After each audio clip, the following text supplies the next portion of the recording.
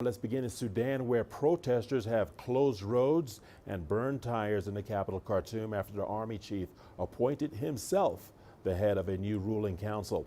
Abdel Fattah el-Burhan was sworn in Thursday. He led a takeover last month against a civilian government.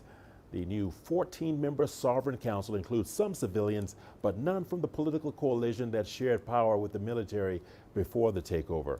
Burhan has faced international pressure to restore a civilian government.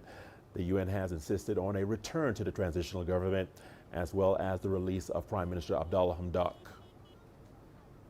We're obviously taking a look at these developments. I would say they're very concerning.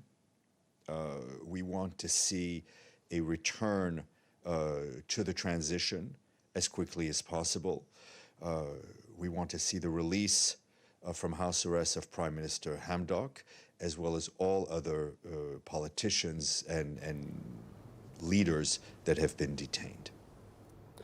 Well, for more on the developments in Sudan, we are joined by Dr. Mustafa Ali, co-founder and chairman of the Horn International Institute for Strategic Studies. Doctor, welcome to Africa Live. Thank you for taking time to speak to us. What do you make of the new council, Doctor? Yeah, well, thank you. Thank you for having me. The fact that the new council comes after mediation talks have stalled, and also that none of the forces of freedom and change FFC members are included in this new sovereign council, it means that this is just an extension of the October coup.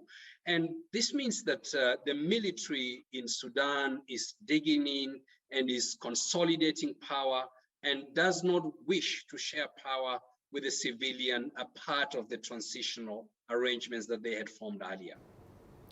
Well, Doctor, you mentioned consolidating power. This latest move is likely to harden opposition among civilian groups. Where does this place Sudan's transition to civilian rule? How do you see it?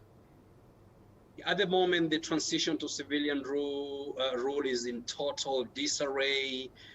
This means that there will be more protests, more instability, more chaos in Sudan as the military continues to dig in and the civilian parts continue to protest.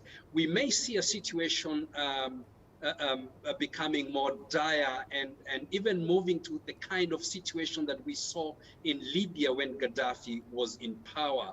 That power, the military could no longer hold the power and it started sliding away from them, and that means more chaos and even an all-out civil war in Sudan.